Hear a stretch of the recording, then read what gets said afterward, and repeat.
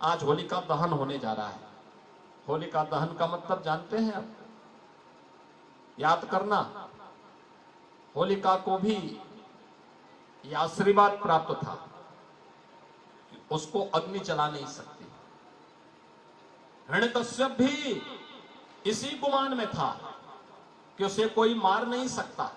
उसने इतने वरदान ले लिए थे, इतनी शर्तें उसने जोड़ दी थी कि मुझे कोई अस्त्र और शस्त्र नहीं मार सकता,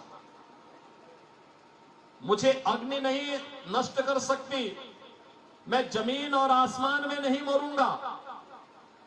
तो भगवान ने उसकी भी युक्ति निकाल दी।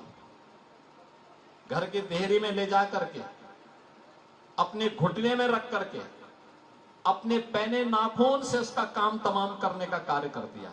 इसलिए गुमान में किसी को नहीं रहना चाहिए, अहंकार में कभी नहीं रहना चाहिए। हर व्यक्ति को याद रखना होगा, उसके कर्मों की सजा उसको जरूर मिलेगी, आज नहीं तो कल जरूर मिलेगी। और इस अवसर पर इसीलिए मैंने कहा कि सत्य का मार्ग ही धर्म का मार्ग है। अपने जीवन में उन सन्मार्गों का अनुसरण करके हम आगे बढ़े, लोक कल्याण के पथ पर अपने आप को आगे बढ़ाने।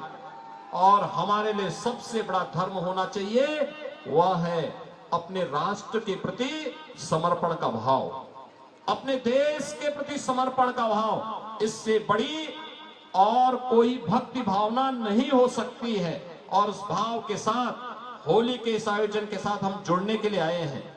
आज इस आयोजन को पूरी शालीनता के साथ आप लोग शोभा यात्रा में रंग और गुलाल डालते हुए जाएंगे, होलिका दहन के आयोजन के साथ जुड़ेंगे। होलिका दहन का मतलब अहंकार का दहन कर देना।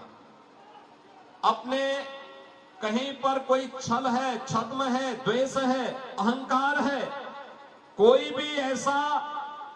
ऐसी प्रकृति दुष्प्रवृत्ति हम पर हावी हो रही है, तो उसको उस होलिका स्थल पर ही दहन करने की आवश्यकता है, वहीं पर उसको नष्ट कर देने की आवश्यकता है।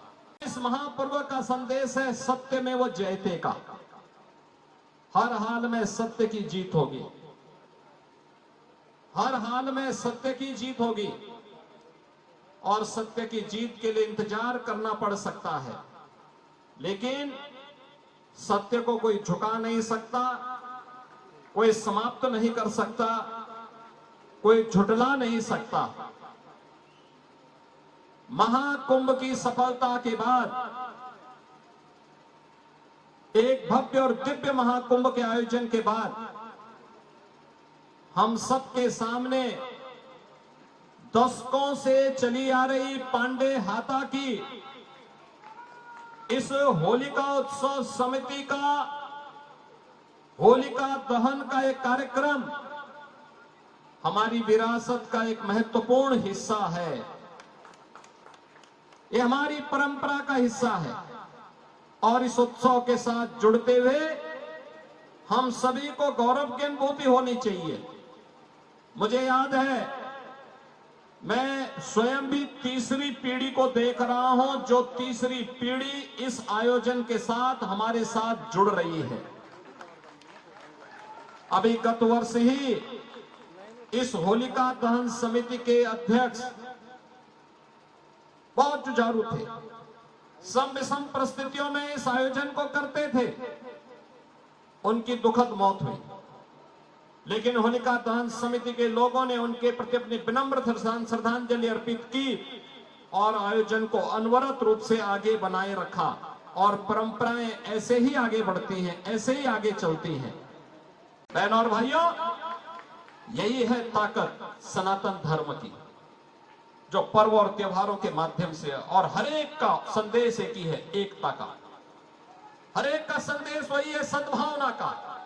हरेक का एक ही संदेश है कि हम अगर सत्य के मार्ग पर चलेंगे तो वही धर्म का मार्ग है, वही विजयी होने का मार्ग है। जीवन में शॉर्टकट का रास्ता भले ही कोई अपना ले, लेकिन अस्थायी विजय नहीं दे सकती, अस्थायित्व तो जीवन में नहीं दे सकती। अवसरवादिता कभी व्यक्ति को महान नहीं बना सकती है। तात्कालिक रूप से व्यक्ति भले ही कुछ श्रेय ले ले, लेकिन अंततः होना वही है जो सत्यतः सत्यमेव जय का है। और उस सत्यमेव जय के संदेश के साथ होली का यह उत्सव आज होलिका दहन के साथ और भी भव्य रूप से आगे बढ़ने जा रहा है। हमें अपनी परंपरा और पर्वों को पूरी शालीनता के साथ आगे बढ़ाना चाहिए। मैं देख रहा था जब यहाँ पे आपके सांसद होली से जुड़े हुए गीत गा रहे थे, आप लोगों ने गाने की परंपरा बाधित कर दी। पहले मोहल्ले मोहल्ले में लोग गाना गाते थे, होली के गीतों को गाते थे। आप लोगों को इसको जीवित करना होगा, फिर से इस परंपरा को आगे बढ़ाना होगा। होली गायन का है, वादन का है, एक दूसरे के साथ अपने मतभेदों को समाप्त करने का आयोजन है। आपसी मतभेदों के साथ मिलकर के, जैसे प्रयागराज की त्रिवेणी में मां गंगा, मां यमुना और मां सरस्वती की त्रिवेणी में हर जाति, हर मत, हर मजहब, हर संप्रदाय, हर पूरे देश के अंदर उत्तर, दक्षिण, पूर्व, पश्चिम या दुनिया के तमाम देशों के लोग आकर के एक ही घाट में स्नान करते थे।